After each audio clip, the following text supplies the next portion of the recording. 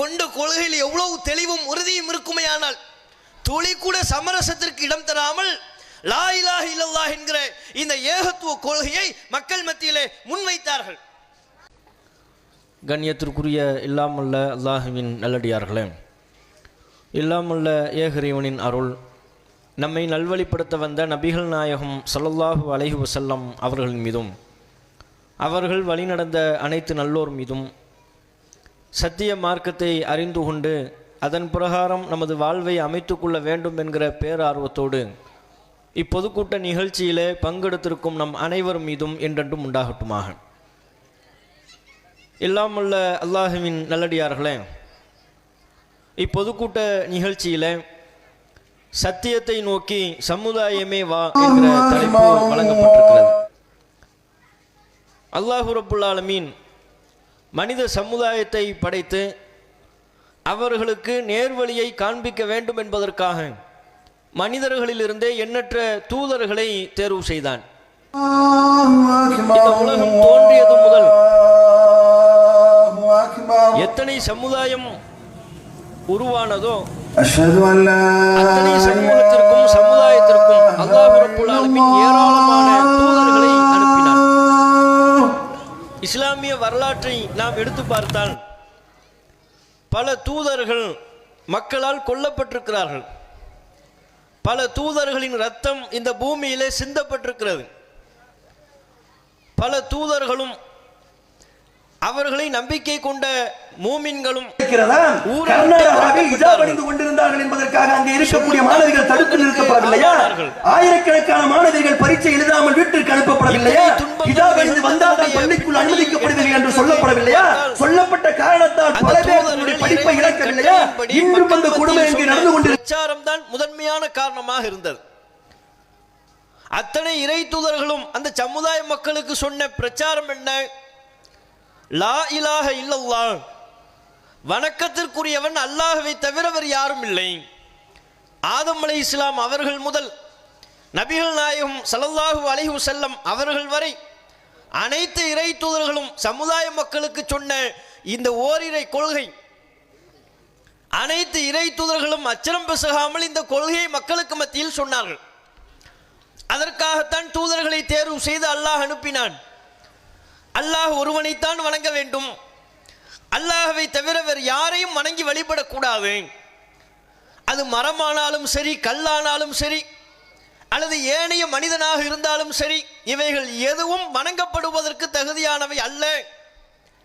நம்ம அனைவரையும் படைத்த, வானங்களை படைத்த, பூமியை படைத்த, கல்லை, மனிதனை, மண்ணை, சூரியனை, சந்திரனை, இந்த உலகத்தில் உள்ள எல்லாவற்றையும் அகிலத்தையும் படைத்து பரிபாலித்த இறைவன் ஒருவன் இருக்கிறான். அவன் ஒருவனைத்தான் வணங்க வேண்டும்.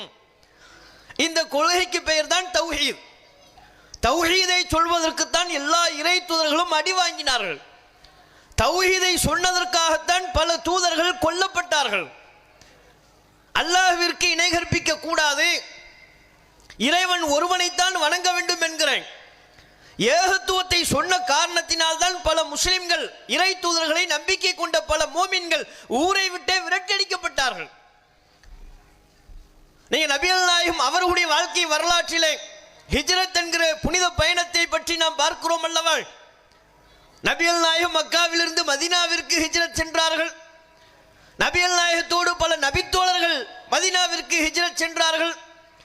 அதற்கு முன்பு இன்னும் பல நபித்தோழர்கள் அபிசீனியாவிற்கு ஹிஜ்ரத் என்கிற புனித பயணத்தை மேற்கொண்டார்கள்.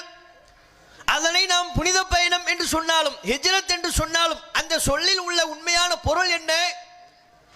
இந்த கொள்கையை சொல்லிக்கொண்டு அல்லாஹ் ஒருவனைத்தான் வணங்க வேண்டும், அல்லாஹுக்கு இணையாக எந்த கல்லையும் வணங்கக்கூடாது, எந்த மனிதனையும் வணங்கக்கூடாது, எந்த மரத்தையும் வணங்கக்கூடாது என்று சொன்ன காரணத்தினால் தான் சொந்த ஊரில் அவர்கள் இருக்க முடியாத நிலைக்கு தள்ளப்பட்டார்கள். அந்த கொள்கையில் அவர்கள் சமரசம் செய்யாமல் இருந்த காரணத்தினால்தான், எந்த விதமான சமரசத்திற்கும் உடன்படாமல் எத்தனை இடையூறுகள் வந்தாலும் அல்லாஹ் ஒருவனைத்தான் வணங்க வேண்டும் என்று தான் நாங்கள் சொல்வோம். எத்தனை துன்பங்கள் வந்தாலும், எங்களில் சார்ந்தவர்களில் பலர் கொல்லப்பட்டாலும், அடி வாங்கினாலும், உதை வாங்கினாலும், இந்த ஊரிலேயே இருக்கக்கூடாது என்று சொன்னாலும், எல்லா துன்பத்தையும் தாங்கிக் கொள்வோம், சொன்ன கொள்கையில் நாங்கள் மாற மாட்டோம் என்று உறுதியை வெளிப்படுத்தினார்கள். நபி நூஹ் அலைஹிஸ்ஸலாம் அவர்களுடைய வாழ்க்கை வரலாறு நமக்கு சொல்வது என்ன?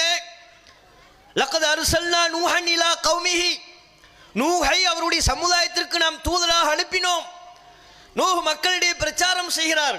யா கௌமி, என் சமுதாயமே, உஅ்புதுல்லாஹ, அல்லாஹ்வை மட்டுமே வணங்குங்கள், மாலக்கும் மின் இலாஹின் கைருஹு, அல்லாஹ்வை தவிர்த்து வேறு உங்களுக்கு எந்த கடவுளும் இல்லை, அல்லாஹ் மட்டும் வணங்குங்க. ஏன்னா நூஹ் அலைஹிஸ்ஸலாம் அவருடைய சமுதாயத்தில் அந்த மக்கள் கடவுளாக எதையெல்லாம் வணங்கி கொண்டிருந்தார்கள்? வத்து, சுவாஇ, யகூஸ், யஊக், நஸ்ர் என்று பல்வேறு சிலைகள். வத்து என்று ஒரு சிலை, சுவா என்று ஒரு சிலை, யகூஸ் என்று ஒரு சிலை, இப்படி பல சிலைகளுக்கு பெயர்களை வைத்துக் கொண்டு அவைகளை குட்டி குட்டி கடவுள்களாக வணங்கி கொண்டிருந்தார்கள். அந்த மக்களுக்கு மத்தியில் நூஹ் நபி பிரச்சாரம் பண்றாங்க, இந்த சிலைகள்லாம் கடவுள் கிடையாது, இவைகளுக்கு கடவுளுடைய சக்தி இல்லை, தன்மை இல்லை. நீங்கள் என்ன கோரிக்கைகளை முன்வைக்கிறீர்களோ அந்த கோரிக்கைகளை இவைகள் செவிமடுக்காது. நீங்கள் உங்களுடைய துன்பங்களை நீக்கும்படி முறையிடுகிறீர்களே, அவங்களுடைய துன்பத்தை இவைகள் நீக்கி தராது. நம்மளை படைச்சவன் இறைவன் ஒருவன் இருக்கிறான், அந்த இறைவனை மட்டுமே நீங்கள் வணங்க வேண்டும் என்று ஒரு மிகப்பெரிய சீர்திருத்தத்தை, கொள்கை பிரச்சாரத்தை நபி நூஹ் அலைஹிஸ்ஸலாம் அவர்கள் முன்னெடுத்தார்கள். சொல்லும் போது பல எதிர்ப்பு வந்தது, பல இடையூறு வந்தது. எந்த இடையூறுனாலும் எதிர்ப்பினாலும் அவர்கள் துவண்டு விடவில்லை. எந்த விதத்திலையும் நபி நூஹ் அலைஹிஸ்ஸலாம் அவர்கள் சமரசம் செய்யவில்லை. மிக தெளிவாக சொன்னார்கள். இரவு பகல் பாராம பிரச்சாரம் செய்யக்கூடிய நபி நூஹ் அலைஹிஸ்ஸலாம் அவர்கள் தனித்தனியாக ஒவ்வொரு நபரையும் சந்தித்து இந்த பிரச்சாரத்தை மேற்கொண்ட நபி நூஹ் அலைஹிஸ்ஸலாம் அவர்கள் ஒரு கட்டத்தில் மக்களுக்கு மத்தியில் சொன்னார்கள், இன்கான கபுர அலைக்கும் மக்காமி ஓ ததுக்கீரி பி ஆயாத்தில்லாஹி, நான் இங்கே இருப்பது உங்களுக்கு சிரமமாக இருக்குமையானால் இந்த கொள்கையை சொல்லிக்கொண்டு ஒரு இறை தூதராக நான் இருப்பது உங்களுக்கு பாரமாக இருந்தால், ஓ ததுக்கீரி பி ஆயாத்தில்லாஹி, அல்லாஹ்வுடைய வசனங்களை கொண்டு மக்களுக்கு நான் அறிவுரை சொல்கிறேன் அல்லவா, அது உங்களுக்கு பாரமாக இருக்குமையானால் ஃபஅலல்லாஹி தவக்கல்து, நான் அல்லாஹ்வை சார்ந்திருக்கிறேன். ஃபஅஜ்மிஉ அம்ரக்கும் வ ஷுரகாக்கும், உங்களுடைய காரியத்தை நீங்கள் முடிவெடுங்கள். நீங்க யாரையெல்லாம் அல்லாஹ்வுக்கு இணையாக ஆக்கிக் கொள்கிறீர்களோ அவர்களெல்லாம் ஒன்று சேர்த்துக் கொள்ளுங்கள், என்னுடைய கதைக்கு முடிவு கட்டுங்க அப்படின்னாங்க. நான் இந்த கொள்கையை சொல்வதிலிருந்து இம்மி அளவு கூட மாற மாட்டேன். நீங்க எதை காட்டி என்னிடம் பயமுறுத்துகிறீர்களோ, எந்த பொய்யான கடவுள்களை சொல்லி என்னை அச்சுறுத்த முனைகிறீர்களோ உங்களுக்கு நான் அவகாசம் தருகிறேன், எல்லாரும் ஒன்று சேருங்கள். நீங்கள் பொய்யாக கடவுள் என்று சொல்லிக் கொண்டிருக்கிறீர்களே அவைகளையும் உங்கள் துணைக்கு அழைத்துக் கொள்ளுங்கள். எனக்கு எதிராக சூழ்ச்சி பண்ணி சதி பண்ணி என் கதையை முடிங்க பார்ப்போம், சவால் விட்டார். பாருங்க, கொண்ட கொள்கையில் எவ்வளவு தெளிவும் உறுதியும் இருக்குமையானால் துளி கூட சமரசத்திற்கு இடம் தராமல் லா இலாஹ இல்லல்லாஹ் என்கிற இந்த ஏகத்துவ கொள்கையை மக்கள் மத்தியிலே முன்வைத்தார்கள். நபி இப்ராஹிம் அலைஹிஸ்ஸலாம் அவருடைய வாழ்க்கை நமக்கு சொல்லித் தரக்கூடிய பாடம் என்ன? நெருப்புல தூக்கி போட்டாலும் சரி, வீட்டை விட்டு விரட்டி அடித்தாலும் சரி, ஊரை விட்டே விரட்டி அடித்தாலும் சரி, வணக்கத்திற்குரியவன் அல்லாஹ் ஒருவன் தான், அதை சொல்வதிலிருந்து ஒருபோதும் நான் மாற மாட்டேன் சொன்னார்களா இல்லையா? இத்தனைக்கும் இப்ராஹிம் அலைஹிஸ்ஸலாம் அவருடைய தந்தை யார்? சிலைகளை தயாரிப்பில் ஈடுபடக்கூடியவர். சிலை தயாரிப்பில் ஈடுபடக்கூடிய ஒரு குடும்பத்தில் இருந்து அவருக்கு அவருக்கு மகனாக பிறந்து குடும்பத்திலே பார்க்கிறார். நம்ம தந்தை ஒரு சிலையை உருவாக்குறாரு, அதை போய் வழிபாட்டு தளத்தில் வைக்கிறாரு, அதற்கு சக்தி இருப்பதாக மக்கள் சொல்றாங்க. அதஇடத்துல போய் கோரிக்கைகளை கேட்கிறார்கள். இதுக்கு எப்படி சக்தி இருக்கும்? ஒரு சிலை இடத்தில் போய் எப்படி நம்முடைய தேவைகளை கோரிக்கைகளை முறையிட முடியும்? இப்ராஹிம் அலைஹிஸ்ஸலாம் அவர்கள் சிந்தித்து பார்க்கிறார்கள். மக்களுக்கு மத்தியில் மிக தெளிவுபட எடுத்து சொன்னார்கள். அவருடைய குடும்பத்தில் அவருடைய தந்தை சிலை வடிப்பவர், அதற்கு எதிராக அவர் குடும்பத்திலிருந்தே ஒருவர் சிந்திக்கிறார், அவருடைய மகன் சிந்திக்கிறார். மக்களிடத்தில் சொல்கிறார், இந்த சிலைகளுக்கெல்லாம் சக்தி இல்லை. அதை கூட எப்படி சொன்னாரு? எவ்வளவு சமயோசித அறிவோடு அந்த பிரச்சாரத்தினை மேற்கொண்டார். ஊர்ல திருவிழா நடக்குது, எல்லா மக்களும் திருவிழாக்கான முனைப்புகளில் ஈடுபட்டு கொண்டிருக்கிறார்கள். அந்த நேரத்தில் சின்ன சின்ன சிலைகளை எல்லாம் உடைத்து குசு குசுன்னு பேசுறாங்க.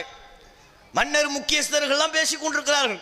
இன்னும் நம்ம அவர்கிட்ட ஒரு கேள்வி கேட்டு அவர் நம்ம கிட்ட திருப்பி இப்படி ஒரு கேள்வியை கேட்கிறார்.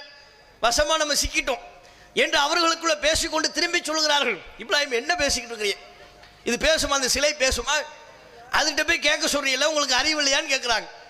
இப்ராஹிம் நபி திருப்பி கேட்கிறார், இதைத்தானப்பா நானும் சொன்னேன், என்னுடைய பிரச்சாரமும் இதுதானே, அந்த சிலை எப்படி பேசும், நீங்க பேசுறதே கேட்காதுன்னு சொன்னா உங்களுடைய கோரிக்கைகளை அவை செவிமடுக்காது என்றால் உங்கள் துன்பங்களை போக்குமா, உங்களுடைய கோரிக்கைகளை நிறைவேற்றி தருமா, அவைகளுக்கு எந்த சக்தியும் இல்லை, இதைத்தானே நானும் சொல்லிக் கொண்டிருந்தேன் என்று சொன்னார்.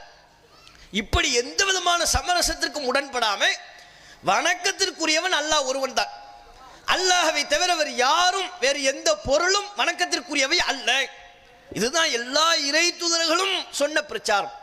இந்த பிரச்சாரம் செய்த காரணத்தினால்தான், இந்த தௌஹீதை சொன்ன காரணத்தினால்தான் ஷிர்க் என்கிற இணை வைத்தல் கூடாது, அல்லாஹ்வுக்கு எந்த ஒரு பொருளையும் எந்த ஒரு நபரையும் இணையாக்கி விடாதீர்கள் இப்படின்னு சொன்ன காரணத்தினால்தான் தூதர்களை நம்பிக்கை கொண்ட மூமின்கள் ஊரை விட்டு விரட்டி அடிக்கப்பட்டார்கள்.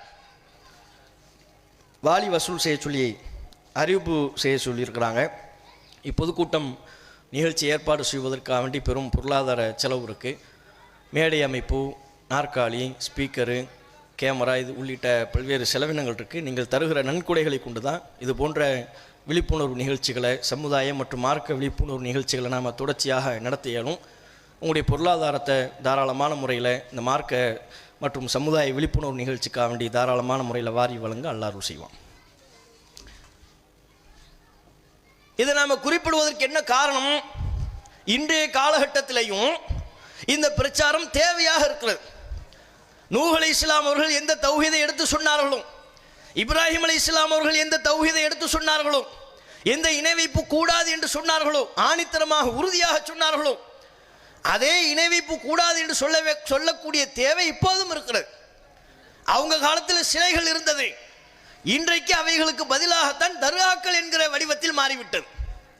அன்றைய காலகட்டத்தில், நபிமார்களுடைய காலகட்டத்தில் சிலைகளை நிற்க வைத்து கொண்டு அந்த சிலைகளுக்கு முன்பாக நின்று கொண்டு தங்களுடைய கோரிக்கைகளை கேட்டார்கள், நோய் நொடிகளை நீக்குமாறு கேட்டார்கள், அல்லாஹ்விடத்தில் பரிந்துரை செய்யுமாறு கேட்டார்கள், அல்லாஹ்வுக்கு இணை கற்பித்தார்கள்.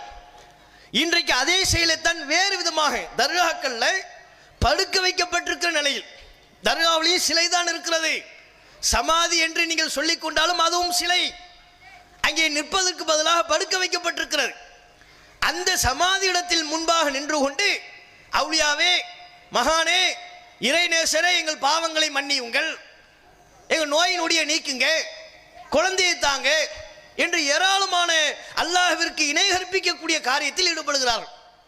இது எல்லாத்தையும் செய்யறது யார்? அல்லாஹ் தானே செய்கிறான். பாவங்களை மன்னிப்பவன் அல்லாஹ், நோய் நொடியை நீக்குபவன் அல்லாஹ், துன்பத்தை தருபவனும் அல்லாஹ், அந்த துன்பத்தை நீக்கக்கூடிய அதிகாரம் பெற்றவனும் இறைவன் அல்லாஹ் ஒருவன் தான். எல்லாமே அல்லாஹ் ஒருவன் தான் என்று சொல்லிவிட்டு நம்ம சொன்ன லா இலாஹ இல்லல்லாஹ்வுக்கு என்ன அர்த்தம்? வணக்கத்திற்கு இந்த பாவத்தை அல்லாஹ் ஒருபோதும் மன்னிக்க மாட்டான். அதை புரிந்திருக்கிறார்களா? நம்ம திருவாரூர் மாவட்டத்தை எடுத்துக்கொண்டாலே ஏகப்பட்ட தர்காக்கள். அந்த தர்காக்களை பற்றி தேட ஆரம்பிச்சோம் நீங்க, அது ஒவ்வொரு தர்காவுக்கும் ஒவ்வொரு கதை, ஒவ்வொரு தர்காவுக்கும் ஒவ்வொரு ஸ்டோரியை கிரியேட் பண்ணி வைத்திருக்கிறார்கள். எத்தனை தர்காக்கள் இங்கே இருக்கிறது? பொதக்குடியில் ஹஜரத்து நூர் முகமது ஒலியுல்லா, முத்துப்பேட்டையில் ஷேக் தாவூத் ஆண்டவர், அதுக்கு ஒரு தர்கா. நம்ம நாச்சுக்குளத்தில் அபூபக்கர் நைனா முகமது ஒலியுல்லா, அதுக்கு ஒரு தர்கா. இப்படி நம்ம திருவாரூர் மாவட்டத்தை சுற்றி ஏராளமான தர்காக்கள். அதனால தான் பாருங்க, எல்லாம் நம்ம ஆட்கள் பேர் வச்சிருக்கிறது ஃபுல்லாக இந்த பேர் தான். மகான்னு சொல்லி அவுளியான்னு சொல்லி நம்மளை ஏமாற்றி, நம்முடைய பெற்றோர்களை முன்னோர்களை ஏமாற்றி நமக்கு இந்த பேரை வச்சு விட்டுருக்குறாங்க. என்ன, 100 பேர் உட்கார்ந்துருக்கிற கூட்டத்தில் போய் நைனா முகமதுன்னு கூப்பிட்டா 10 பேர் திரும்பி பார்ப்பாங்க. இந்த கூட்டத்திலே நிறைய பேர் இருப்பீங்களே, மேடையிலே இந்த பேரில் இருந்தாலும் ஆச்சரியப்படுறதுக்கு ஒன்றும் இல்லை. நம்ம முன்னோர்கள் அப்படித்தான் இருந்திருக்கிறாங்க. நைனா முகமது, ஒலியுல்லா, நூர் முகமது, ஷேக் தாவூது, பாருங்க திருவாரூர் பகுதிகளில் இந்த பேர்லாம் அதிகமாக இருக்கும். ஷேக்கு தனித்தனி கந்தூரி கொண்டாடலாம்னு ஆயிருமா, அவங்க பேரில் மௌலுது ஓதலாம்னு ஆயிருமா. இப்படி செய்யக்கூடிய காரியங்கள் அனைத்தும் அல்லாஹ்வுடைய மார்க்கத்தினுடைய வரம்புகளை மீறக்கூடிய ஒரு செயல். எப்படி இந்த செயல்களை எல்லாம் செய்கிறார்கள்? அண்மையில் சில தினங்களுக்கு முன்பு கூட நம்ம நாச்சுக்குளம் தர்காவிலேயே கந்தூரி கொண்டாட்டம்லாம் நடக்குது. நீங்கள் யூடியூப்பில் போய் பார்த்தாலே தெரியுது. ஒரு 2 வருஷத்துக்கு முன்னால் 3 வருஷத்துக்கு முன்னால் உள்ள கந்தூரி கொண்டாட்டங்கள், இந்த தர்கா கந்தூரி கொண்டாட்டம்னு பார்த்தாலே என்ன நடக்குதுங்கிறீங்க? சந்தனக்கூடு வகை வகையாக வண்ண வண்ண வழக்குகளை வைத்து அலங்கரிக்கிறார்கள். அது தெரு ஃபுல்லாக சுற்றிக்கிட்டு வராங்க, ரோடு முழுக்க சுற்றி கொண்டிருக்கிறார்கள். ஒரு குதிரையை வேறு வாடகைக்கு எடுத்து கொண்டு வர்றாங்க. குதிரைக்கு இஸ்லாத்துக்கு என்ன சம்பந்தம்னே தெரியல, அதுக்கும் வணக்க வழிபாடுக்கு என்ன சம்பந்தம் இருக்கு? ரசூலுல்லாஹ்வுடைய காலத்தில் குதிரைகள் இருந்தது, போர்க்களத்தில் அதை பயன்படுத்தினார்கள். அப்போ நமக்கு நன்மை கிடைக்கும். அல்லாஹ்வுடைய பாதையில் நாட்டையும் நாட்டு மக்களையும் பாதுகாப்பதற்காக நடைபெறக்கூடிய யுத்தத்துக்கு குதிரையை நம்ம கொடுத்தோம்னா அது நமக்கு நன்மை தரக்கூடிய காரியம். இவங்க என்ன, குதிரையை கொண்டு வந்து அதை அலங்காரம் பண்ணி தெருவில் நிற்க விட்டு சிறுவர்களெல்லாம் சுற்றி நிற்க வைத்து கொண்டு குதிரைக்கு அச்சமூட்டி அது ரெண்டு காலையும் தூக்கிக்கிட்டு இப்படி சுற்றிக்கிட்டே நிற்கிது. அதுக்கு தக்பீர் சொல்லிக்கிட்டு இருக்கிறாங்க. அது எப்படிப்பா வணக்கமாகும்? குதிரையை அலங்காரம் பண்ணி சுத்த விடுறது ஒரு வணக்கமா? இது அல்லாமல் பல்வேறு விதமான இன்னிசை கச்சேரிகள் நடைபெறுகிறது. குதிரை ஒட்டகங்கள் அணிவகுப்பு, பேண்டு வாத்தியங்கள், மேலதாளங்கள், பட்டாசு, வான வேடிக்கைகள், இவைகள்லாம் இஸ்லாத்தில் வணக்கம் என்று நமக்கு சொல்லப்பட்டிருக்கிறதா? குர்ஆன்ல எந்த வசனத்தில் சொல்லப்பட்டிருக்கு? ரசூலுல்லாஹ் நமக்கு எப்படி இப்படிப்பட்ட ஒரு வழிமுறையை வணக்கம் என்று எங்கே நமக்கு சொல்லி தந்தார்கள்? ரசூலுல்லாஹ் மௌத்தானதுக்கு அப்புறம் அவங்க சமாதிக்கு முன்பாக சஹாபாக்கள்லாம் இப்படித்தான் நீங்க தர்கா கந்தூரி கொண்டாட்டம் என்று செய்து கொண்டிருக்கிறீர்களே, உருஸ் என்று செய்து கொண்டிருக்கிறீர்களே, இது சஹாபாக்கள் செஞ்சாங்களா? நீங்க யார மகான் இறைநேசர் என்று சொல்கிறீர்களோ அது கூட சந்தேகத்திற்குரியது. நபிகள் நாயகம் ஸல்லல்லாஹு அலைஹி வஸல்லம் அவர்கள் அல்லாஹ்வால் நேசிக்கப்பட்ட நபர் தானே, அதில் யாருக்காவது சந்தேகம் இருக்குமா? இறை தூதர்கள் அனைவர்களும் இறைவனால் நேசிக்கப்பட்டவர்கள், அதுல எந்த விதமான சந்தேகமும் கிடையாது. அப்ப சந்தேகத்துக்கு அப்பாற்பட்டதாக இருந்த போதிலும் கூட ரசூலுல்லாஹ்வுடைய மௌத்துக்கு அப்புறம் அவங்க சமாதிக்கு முன்பாக நின்று கொண்டு நீங்க இபாதத்துங்கிற பேர்ல வணக்கம்ங்கிற பேர்ல என்னென்ன கூத்துக்களை செய்கிறீர்களோ இதை சஹாபாக்கள் யாராவது செஞ்சாங்களா? செய்யவில்லை. காரணம் என்ன? இது இஸ்லாத்தில் ஒரு அங்கமாக நமக்கு கற்றுத்தரப்படவே இல்லை. இந்த கூத்துக்கள், இந்த ஆட்டம் பாட்டங்கள் இவையெல்லாம் இஸ்லாம? நீங்க பாருங்க, அதுக்கு முத்துப்பேட்டையில் ஒரு தர்கா இருக்குல்ல, ஷேக் தாவூத் ஆண்டவர் தர்கா, அதுக்கு ஒரு கதை. அது என்னவா, 700 வருஷத்துக்கு முன்னாலேயும் அப்போ தானே யார் என்ன ஏதுன்னு கேட்க இயல. 50 வருஷத்துக்கு முன்னால நீங்க போய் கேட்டுருவிய, கன்ஃபார்ம் பண்ணிடலாம். ஒரு 100 வருஷத்துக்கு முன்னால் இருந்தால் கூட ஒரு 3 தலைமுறைக்கு முன்னால் உள்ள ஒரு ஆள்கிட்ட போய் கேட்டு கன்ஃபார்ம் பண்ண முடியும். 700 வருஷம், 700 இயர்ஸ் அப்படின்னா எங்க எவன் இருக்கிறாங்கன்னு யாருக்கு தெரியும்? 700 வருஷத்துக்கு முன்னால் நடந்த ஒரு சம்பவமா. முத்துப்பேட்டையில் அந்த தர்கா அமைந்து இருக்கக்கூடிய இடம் இருக்குல்ல, அது காலி இடமா இருந்துச்சான், வனாந்தர பகுதி, காலி இடம். அது யாருக்கு சொந்தமான இடமாக இருந்ததா? கருப்பையா கோனார் அவருக்கு சொந்தமான இடமா. இதெல்லாம் நம்ம விட்டடிக்கல, அவங்க புத்தகத்தில் இருக்கு, நீங்க போய் பாருங்க, செக் பண்ணுங்க. கருப்பையா கோனார்னு ஒருத்தர் இருந்தாராம், அவருக்கு சொந்தமான இடமா இருந்துச்சான். தர்கா இப்ப அமைந்திருக்கக்கூடிய அந்த இடம் என்பது அவருக்கு சொந்தமான இடமா இருந்துச்சான். அந்த இடத்துல ஒரு விவசாயம் பண்ணிக்கிட்டு இருந்தாராம். விவசாயம் பண்ணும்போது ஏற வச்சு தானே விவசாயம் பண்ணுவாங்க. ஏறு முனை ஒரு நிலத்தில் பட்டுருச்சு, பட்டா ரத்தம் தெரிக்குது. என்னடா இது, விவசாயம் பண்ணோம்னா அறுவடை பண்ணலாம்னு பார்த்தா, விதை நடலாம்னு பார்த்தா இங்கே ரத்தம் தெரிக்குதுன்னு கதி கலங்கி போயிட்டார். ரத்தம் தெரிச்ச உடனே கதி கலங்கி போயிட்டார். அது மட்டும் இல்லாமல் ரத்தம் தெரிச்ச கொஞ்ச நேரத்திலேயே அவருக்கு கண் பார்வையும் போயிருச்சு, பறி போய் விட்டது, கண்ணும் தெரியலை. பதட்டத்தோடையே வீட்டுக்கு போயிட்டார். தூங்குறார். இரவு நேரத்தில் என்ன நடந்துச்சு ஏது நடந்துச்சு ஒன்றுமே தெரியல, புரியல. பதட்டத்தோடு ஒரு நடுநடுங்கி போனவராக தூங்க போறார். தூக்கத்தில் ஒரு கனவு வருது. எல்லாமே கனவுல தான் வரும். தூக்கத்தில் ஒரு கனவு. அந்த கனவுல ஒரு அரபு பெருமகன், அவருடைய கனவில் ஒருவர் காட்சி அளிக்கிறார். ஒரு அரபு பெருமகன் காட்சி அளிக்கிறார். அவரு கருப்பையா கோனார்ட்ட பேசுறாராம். அந்த நிலத்துக்கு சொந்தக்கார் அவர்கிட்ட பேசுறார். கருப்பையா, என் பேர் தான் ஷேக் தாவூத். பாருங்க, அவர் அரபு பெருமகன். அரபு பெருமகன் அரபில பேசாம தமிழ பேசியிருக்கிறார். என் பேர் தான் ஷேக் தாவூத். அது மாத்திரமில்லை, உனக்கு இப்ப கண் பார்வை பறி போயிருக்கிறது, என்ன காரணம் தெரியுமா? நீ ஏர்முனையை வைத்துக் கொண்டு தோண்டிய இடம் நான் புதைந்து போன இடம். நான் 700 வருஷத்துக்கு முன்னால் அங்கே வந்தேன்.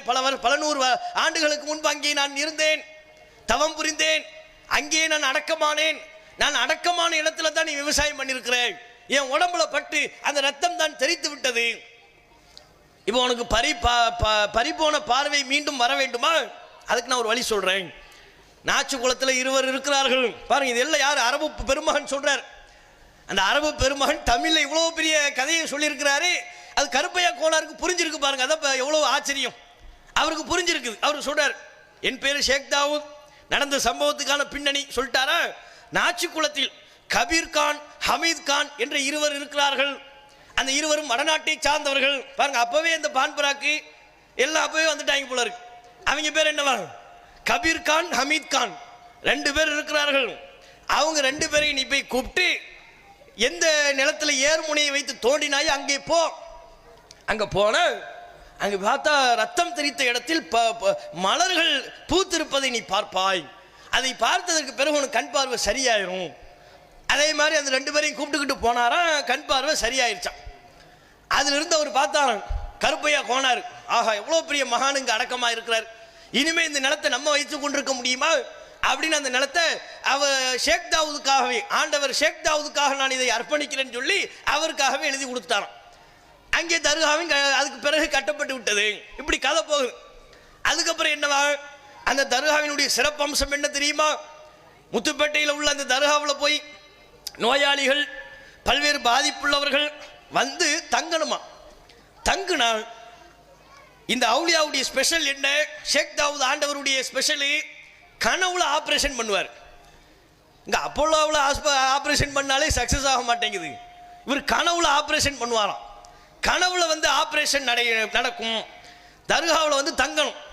தங்குனாங்கன்னா கனவில் தோன்றி அவர்களுக்கு என்ன நோய் ஏற்பட்டிருக்கிறது, என்ன பாதிப்பு ஏற்பட்டிருக்கிறதுங்கிறத பார்த்து ஆபரேஷன் செய்து விடுவார்.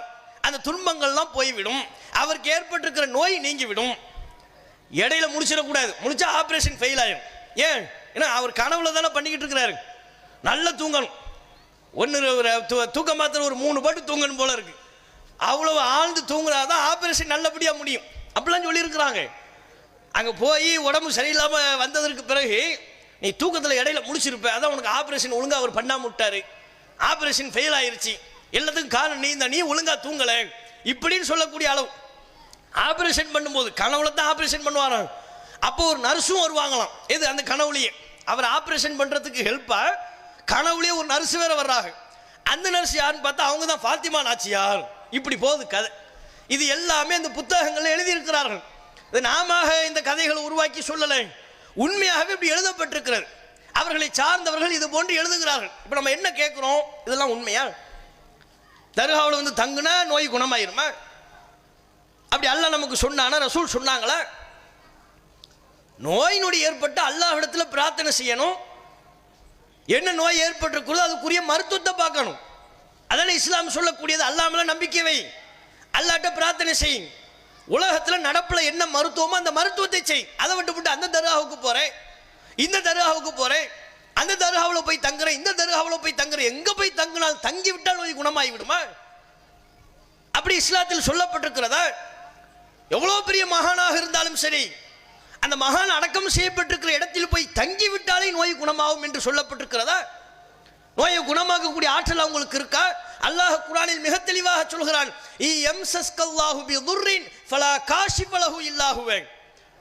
இறைவன் உங்களுக்கு ஒரு துன்பத்தை தர நாடிவிட்டால், ஒரு நோயை தர நாடிவிட்டால் அதை நீக்குபவன் அல்லாஹ்வை தவிர வேறு யாரும் இல்லை. இந்த நம்பிக்கை முஸ்லிம்கள் தெளிவா இருக்கணும். அதான் தௌஹீது. வெறுமனே லா இலாஹ இல்லல்லாஹ்னு சொல்லிட்டா நம்ம முஸ்லிம் ஆகிவிட மாட்டோம். நம்முடைய பெயர் அரபு பெயராக அமைந்து விட்டால், அப்துல்லா ஆமினா என்ற அரபு பெயராக அமைந்து விட்டால் முஸ்லிம் ஆகிவிட மாட்டோம். அல்லாஹ்வை பற்றி தெளிவான நம்பிக்கை இருக்கணும். அல்லாஹ்வை மிகச் சரியான முறையில் எப்படி நம்ப வேண்டுமோ அப்படி நம்ப வேண்டும். அல்லாஹ்வை வாய்க்கு எஜமானன் என்று சொல்லிவிட்டு தொழுகையின் போது மட்டும் தக்பீர் கட்டி கொண்டு நிற்கும் போது மட்டும் அல்லாஹ் அக்பர், அல்லாஹ் மிகப்பெரியவன், அல்லாஹ் மிகப்பெரியவன் வாயில மட்டும் சொன்னா போதுமா? வாயில அல்லாஹ் மிகப்பெரியவன் என்று சொல்கிறீர்கள். அல்லாஹ் மிகப்பெரியவன் என்ன அர்த்தம்? இந்த உலகத்தில் உள்ள எல்லாரையும் விட அல்லாஹ் பெரியவன். நீ பெரியவன் கிடையாது, நான் பெரியவன் இல்லை. இந்த உலகத்தில் உள்ள யாரும் அல்லாஹ்வை விட பெரியவங்க கிடையாது. அல்லாஹ் தான் மிகப்பெரியவன். அல்லாஹ்வை பெரியவன் என்று சொல்லிவிட்டு அல்லாஹ்ட்ட போய் நீங்க உங்க துன்பத்தை கேட்காம, உங்க துன்பத்தை நீக்கும்படி கேட்காமல், உங்களுடைய கோரிக்கைகளை முன்வைக்காம, அல்லாஹ்வால் படைக்கப்பட்டிருக்கிற சாதாரண மனுஷன் போய் எப்படி கேட்பீங்க? அதுவும் இறந்ததற்கு பிறகு அவர்கிட்ட போய் எப்படி நீங்க கேட்பீங்க? உங்க கோரிக்கையை செவிமடுப்பாங்களா? செவிமடுத்தாலும் பதில் தருவாங்களா? அந்த ஆற்றல் இருக்கா அவங்களுக்கு? அப்ப அல்லாஹ் மிகப்பெரியவன் சொன்னது பொய்யா போதா இல்லையா? தொழுகையில இன்னும் நாம சொல்கிறோம், இய்யாக நஅபுது வ இய்யாக நஸ்தஈன். இறைவா, உன்னையே நாங்கள் வணங்குகிறோம், உன்னிடமே உதவியும் தேடுகிறோம். உன்னைத்தான் நாங்கள் வணங்குவோம், உன்கிட்ட மட்டும்தான் உதவி கேட்போம். தொழுகையில் இதை சொல்லிவிட்டு தொழுகைக்கு வெளியே வந்து பார்த்தா வியாழக்கிழமை வெள்ளிக்கிழமை ராவு வந்துருச்சுன்னா போதும், தர்காவுக்கு போயிடுறது. என்ன குழந்தை தாங்க, 10 வருஷமா குழந்தை இல்லை, அவுளியாவே மகானே குழந்தை தாங்க, எப்படி கேட்கலாம்? அப்ப அல்லாஹ் தான், நம்ம அல்லாஹ்வை தான் வணங்குறோம், அல்லாஹ்ட்ட தான் உதவி தேடுகிறோம் என்று சொல்வது, அல்லாஹ்விடத்தில் தொழுகையின் மூலமாக உத்தரவாதம் அளிப்பது என்ன ஆனது? அதனுடைய நிலை என்ன? யோசிச்சு பார்த்தோமா? அப்ப அல்லாஹ் சரியான முறையில் நம்பாதவர்களாக இன்றைக்கு சமூக மக்கள் இருப்பதை பார்க்கிறோம். இப்படிப்பட்ட இணை வைப்பில் ஈடுபட்ட நிலையில் இவர்கள் மரணிப்பார்களே ஆனால் அல்லாஹ் இவங்களுக்கு மன்னிப்பு கொடுப்பானா? மறுமை நாள் அல்லாஹ்வுடைய மன்னிப்பை பெற முடியுமா? யோசிச்சு பாருங்க. இவர்கள் சொல்லக்கூடிய எந்த மகானும் எந்த நல்லடியாரும் தன்னை வணங்குமாறு சொல்லவே இல்லைங்க. அது முஹியத்தின் அப்துல் காதர் ஜெயிலானியா இருக்கலாம், ஷாவுல் பாதுஷாவா இருக்கலாம், அல்லது நமது ஊர்கள் நம்மை சுற்றிலும் அடக்கம் செய்யப்பட்டிருக்கிற நன்மக்களாக கூட இருக்கலாம். உண்மையிலேயே அவர்கள் அல்லாஹ்வுடைய பார்வையில் நன்மக்களாக இருந்தால் கூட எங்கேயாவது தன்னை வணங்குங்கள்னு சொன்னாங்களா? உங்களுக்கு நோய் நொடினா என்கிட்ட வந்து கேளுங்கன்னு சொன்னாங்களா? ஒருபோதும் சொல்லவில்லை. அல்லாஹ்வை வணங்குமாறு தான் அவர்களில் பலர் சொன்னார்கள். அப்படி இருக்கின்ற பொழுது இவர்கள் அல்லாஹ்வை மறந்துவிட்டு முஸ்லிம் சமுதாயம் தர்காக்கள் பெயரால் பண்ணக்கூடிய இந்த கூத்துக்கள்ல இறங்கி அல்லாஹ்வை மறந்துவிட்ட ஒரு சமூகமாக மாறிவிட்டார்கள். இஸ்லாமிய கலாச்சாரத்தை விட்டு வெளியேறி பிரமத கலாச்சாரத்தை இஸ்லாம் என்று தவறாக நம்பிக்கொண்டிருக்கிறார்கள். தர்காவில் போய் தாயத்து கட்டுறாங்க. தாயத்து கட்டுறது இஸ்லாத்தில் உள்ளதா? நபிகள் நாயகம் ஸல்லல்லாஹு அலைஹி வஸல்லம் அவங்க என்ன சொன்னாங்க? மன் தஅல்லக தமீமத்தன் ஃபக்கத் அஷ்ரக். எவர் ஒருவர் தாயத்தை தொங்க விடுவாரோ அவர் அல்லாஹ்வுக்கு இணை கற்பித்து விட்டார். இவ்வளவு தெளிவா சொன்னதற்கு பிறகு எப்படி ஒரு முஸ்லிமுடைய கையிலேயோ இடுப்பிலேயோ தாயத்தை எப்படி தொங்கலாம்? ரசூலுல்லாஹ் சொல்லிட்டாங்க, அவங்க தான் நமக்கு அல்லாஹ்வுடைய தூதர். லா இலாஹ இல்லல்லாஹ் சொன்னதுக்கு பிறகு என்ன சொல்றோம்? முஹம்மது ரசூலுல்லாஹ், முஹம்மது அவர்கள் அல்லாஹ்வின் தூதர். அவங்க மார்க்கம் நமக்கு எதை சொல்லித்தரார்களோ அதுதான் மார்க்கம். ரசூலுல்லாஹ் சொல்லி தந்ததை விட வேறு யாரும் நமக்கு மார்க்கத்தை சொல்லித்தர வேண்டிய தேவையில்லை. ரசூலுல்லாஹ் நமக்கு சொல்லி தந்ததை விட வேறு யாரும் அழகாக இந்த மார்க்கத்தை நமக்கு சொல்லித்தர முடியாது. அந்த அல்லாஹ்வின் தூதர் சொன்னார்கள், யாரு தாயத்தை தொங்க விடுவானோ அவன் அல்லாஹ்வுக்கு இணை கற்பித்து விட்டான். இப்படி சொன்னதற்கு பிறகு தர்காவில் போய் ஒரு முஸ்லிமுக்கு என்ன வேலை? அங்கே அடக்கம் செய்யப்பட்டிருக்கிற அவர்கிட்ட போய் துவா கேட்கறதை தாண்டி அங்கே போய் நின்றுக்கிட்டு தாயத்து கட்டுறது. அங்கே ஒருத்தர் இருப்பார், பள்ளிவாசலுக்கு இமாமோ மோதினாரோ யாரோ ஒருத்தர் நியமிக்கப்பட்டிருப்பார். அவர் கை நிறைய தாயத்தோடு வருவார். வரிசையாக வெள்ளிக்கிழமை ராவு வந்துருச்சுன்னு வைங்க, அதாவது வியாழக்கிழமை நைட்டு, அது விடிஞ்சா வெள்ளிக்கிழமை வந்துருச்சுன்னா போதும், தர்காவில் கூட்டம் கலகட்டும். பள்ளிவாசலில் கூட அவ்வளோ கூட்டம் இல்லை. பள்ளிவாசலில் ஜும்மாவுக்கு வரக்கூடிய கூட்டத்தை விட அதிகமாக தர்காக்களில் கூட்டம் கூடுகிறது. தாயத்து கட்டுவதற்கு கூட்டம் கூடுகிறது. காரணம் இஸ்லாத்தை பற்றி அறியாமை. நபிகள் நாயகம் இதை இணை வைப்பு என்று சொன்னதை புரியாம இஸ்லாத்தில் உள்ள ஒரு அங்கமாகவே இவர்கள் நினைத்து கொண்டிருக்கிறார்கள் என்பதை நம்ம பார்க்கணும். அப்ப தமிழ்நாடு தௌஹீத் ஜமாத் என்கிற இந்த அமைப்பு மக்கள் மத்தியில் சத்தியத்தை சொல்லக்கூடிய அமைப்பு. இந்த விதத்தில் நாம மக்களுக்கு மத்தியில் பிரச்சாரம் செய்கிறோம். என்ன? நீங்க நம்பக்கூடிய தர்காக்கள் என்பது இஸ்லாத்தில் உள்ளவை அல்ல. முஸ்லிம்களுக்கும் சொல்றோம், முஸ்லிம் அல்லாதவர்களுக்கும் நாங்கள் சொல்றோம். எத்தனையோ பல இஸ்லாம் ஒரு இனிய மார்க்கம், பல நிகழ்ச்சிகளை நம்முடைய ஜமாத்தின் சார்பாக நடத்துகிறோம். முஸ்லிம் அல்லாத பல சகோதர சகோதரிகள் வந்து இஸ்லாம் குறித்து கேள்வி எழுப்புவாங்க, தர்காக்களை பற்றி கேட்பாங்க.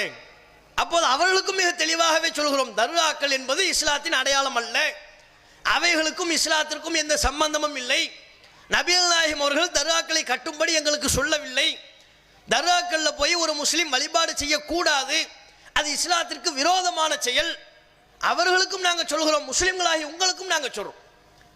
இப்படி இணை வைப்புல விழுந்து நம்முடைய தொழுகையை, நம்முடைய நோன்பை, இதர வணக்க வழிபாடுகளை வீணாக்கணுமா? மறுமை நாளில் அல்லாஹ்வை குற்றவாளியா சந்திக்கணுமா? அப்படிப்பட்ட நிலை இந்த சமுதாயத்திற்கு ஏற்படக்கூடாது என்பதற்காகத்தான் இணை வைப்பிலிருந்து விலகி வாங்க, சத்தியத்தை நோக்கி வாங்க. தூதர்கள் எப்படிப்பட்ட அழைப்பை முன்வைத்தார்களோ ஆதம் அலைஹிஸ்ஸலாம் அவர்கள், நூ அலைஹிஸ்ஸலாம் அவர்கள், இப்ராஹிம் அலைஹிஸ்ஸலாம் அவர்கள், இன்னும் நபிகள் நாயகம் ஸல்லல்லாஹு அலைஹி வஸல்லம் அவர்கள் எந்த சத்தியத்தை நோக்கி மக்களை அழைத்தார்களோ அதே சத்தியத்தை நோக்கி தான் இந்த பகுதி மக்களை நாங்கள் அழைக்கிறோம். தர்கா வழிபாடு நமக்கு வேண்டாம், அது இஸ்லாத்தில் உள்ளது கிடையாது, வாங்க அதை விட்டுட்டு வாங்க. தாயத்து வேண்டாம், அதை விட்டுட்டு வாங்க. அதை உங்களுடைய வாழ்க்கையிலிருந்து நடைமுறையிலிருந்து விட்டழிவுங்கள். அப்பதான் மறுமை நாள நம்ம வெற்றி பெற முடியும். இது நாங்கள் சொல்லக்கூடிய பிரச்சாரங்கள்ல முதன்மையான பிரச்சாரம். அடுத்து இந்த ஜமாத்தின் சார்பாக என்ன சொல்கிறோம்?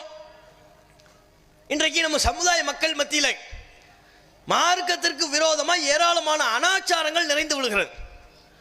குறிப்பா திருமணத்தின் பேரால் ஏராளமான அனாச்சாரம். முஸ்லிம் சமூகத்தவர்களுடைய திருமணங்களை பார்த்தால் இது நம்ம சமுதாய மக்களுடைய திருமணம் தானா என்று ஆச்சரியப்படக்கூடிய அளவிற்கு ஆடம்பரமும் பகட்டும் பெருமையும் திருமணங்கள்ல மிகைத்து நிற்கிறது. பிற மதங்களை பார்த்து அந்த சமுதாயத்தை சார்ந்தவர்கள் அவங்களுக்குன்னு ஒரு நம்பிக்கை இருக்கு, அவங்களுக்குன்னு ஒரு கலாச்சாரம் இருக்கு, அவங்க நம்பிக்கையை பின்பற்றுவதற்கு சுதந்திரம் இருக்கிறது. முஸ்லிம்களாக இருக்கக்கூடியவர்கள் உங்களுக்குன்னு ஒரு நம்பிக்கை இருக்குல்ல. குர்ஆன் நமக்கு எப்படி சொல்கிறதோ, ரசூல்லா நமக்கு எப்படி சொல்லித் தருகிறார்களோ அப்படித்தானே நாம நம்முடைய வாழ்வை அமைத்துக் கொள்ள வேண்டும். அதை விட்டு பிற மதத்தவர்கள் எப்படி திருமணங்கள் நடத்துறாங்கன்னு பார்க்குறாங்க. அவங்க என்னென்ன சடங்கு சம்பிரதாயங்களை எல்லாம் ஃபாலோ பண்றாங்களோ அது அப்படியே திருமணத்தில் முஸ்லிம்களும் பின்பற்றக்கூடியவர்களாக மாறி விடுகிறார்கள். திருமணத்தை ஒட்டி போட்டோ ஷூட்டு, ஒரு காலத்துலலாம் திருமணத்தை ஒட்டி பத்திரிக்கை அடிக்கிறது, வாழைமரம் கட்டுறது, பந்தல் போடுறது, இவை மட்டும்தான் இருந்தது ஒரு காலத்தில். அவையே நம்ம கூடாது என்று சொல்லி கொண்டிருந்தோம். பத்திரிக்கை தேவையில்லை, வாழைமரம் நட வேண்டிய அவசியம் இல்லை. இஸ்லாம் சொல்லக்கூடிய திருமணம் என்பது எளிமையான திருமணமாக இருக்க வேண்டும், சிக்கனமான திருமணமாக இருக்க வேண்டும், ஆடம்பரம் இல்லாத திருமணமாக இருக்க வேண்டும். நபிகள் நாயகம் ஸல்லல்லாஹு அலைஹி வஸல்லம் அவர்கள் சொன்னார்கள், இன்ன ஆதமன் நிக்காஹி பரக்கத்தன் ஐஸரஹு முனா. அல்லாஹ்விடத்தில் பரக்கத் என்கிற அபிவிருத்தி நிறைந்த திருமணம் எதுவென்றால் செலவு குறைந்த திருமணம் தான். எவ்வளவுக்கு எவ்வளவு நீங்க செலவை குறைக்கிறீர்களோ அவ்வளவுக்கு அவ்வளோ அல்லாஹ்விடத்தில் பரக்கத்தை பெற்ற திருமணமாக, அபிவிருத்தியை பெற்ற திருமணமாக அவை மாறும். சொல்லப்போனா மணமக்களுக்கு தேவையே பரக்கத் தான். அது கண்ணுக்கு புலப்படாத ஒரு வகையான இறைவனின் அருள். மணமக்களையும் வாழ்த்துவதற்காக வேண்டிய ரசூலுல்லாஹ் நமக்கு சொல்லி தந்த பிரார்த்தனை என்ன? பாரக்கல்லாஹு லக் வ பாரக அலைக் வ ஜமஅ பைனகுமா ஃபீ கைர். அல்லாஹ் உங்களை அகத்திலும் புறத்திலும் அருள் செய்வானாக, பரக்கத் செய்வானாக. வெளிப்படையாகவும் மறைமுகமாகவும் அல்லாஹ் உங்களுக்கு பரக்கத் செய்யட்டும். நன்மையான காரியங்களில் எப்போதும் அல்லாஹ் உங்களை ஒன்று சேர்க்கட்டும். இதுதானே நமக்கு நபிகள் நாயகம் ஸல்லல்லாஹு அலைஹி வஸல்லம் அவங்க மணமக்களை வாழ்த்துவதற்காக சொல்லி தந்த பிரார்த்தனை. இதிலிருந்து நமக்கு என்ன தெரியுது? மணமக்களுக்கு எது தேவை? அல்லாஹ்வுடைய பரக்கத்து வேணும். நம்ம தனிப்பட்ட முறையில் நல்லா இருங்கன்னு சொல்றோம், சொல்லல, அது வேறு. அதை விட அல்லாஹ் அவர்களை பொருந்தி கொண்டு அந்த மணமக்களை பொருந்தி கொள்ளணும். தன் புறத்திலிருந்து பரக்கத் என்கிற அபிவிருத்தி அந்த மணமக்களுக்கு ஏற்படுத்தி கொடுக்கணும். அதுதான் அவர்களுக்கு தேவை. அதைத்தான் ரசூலுல்லாஹ் நமக்கு துஆவாக செய்ய சொன்னார்கள். அந்த பரக்கத்து கிடைப்பதற்குரிய வழிமுறையாகத்தான் ரசூலுல்லாஹ் சொன்னாங்க, திருமணத்தில் செலவை குறைங்க, எளிமையா திருமணத்தை நடத்துங்க, எவ்வளவு சிக்கனமாக நடத்த முடியுமோ அவ்வளவு சிக்கனமாக நடத்துங்க. நபிகள் நாயகம் ஸல்லல்லாஹு அலைஹி வஸல்லம் அவர்கள் பல திருமணங்களை செய்தார்கள். எந்த திருமணத்தையாவது இன்றைக்கு நம் சமுதாய மக்கள் எவ்வளவு ஆடம்பரத்தோடு செய்கிறார்கள்? அப்படி செஞ்சாங்களா? அவ்வளவு சிக்கனமா, அவ்வளவு எளிமையா. ஒரு பகட்டு இல்லை, விளம்பரம் இல்லை. பல திருமணங்கள்ல அல்லாஹ்வின் தூதரவர்கள் கொடுத்த வலிமா விருந்து என்ன தெரியுமா? பேரித்தம்பழங்கள். பேரித்தம்பழங்களை வலிமா விருந்தாக கொடுத்து திருமணம் செய்தார்கள். இன்னும் சில நேரங்களில் சில மாவை ஒரு உருண்டையாக பிசைந்து கொண்டு அதை கொடுத்து வலிமா விருந்தாக ஆக்கி கொண்டார்கள். அரிதான சில சந்தர்ப்பத்தில் ஒரு ஆட்டை அல்லாஹ்வின் தூதர் வலிமா விருந்தாக கொடுத்தார்கள். அவ்வளவுதான். இதான் ரசூலுல்லாஹ்வுடைய வலிமா விருந்து.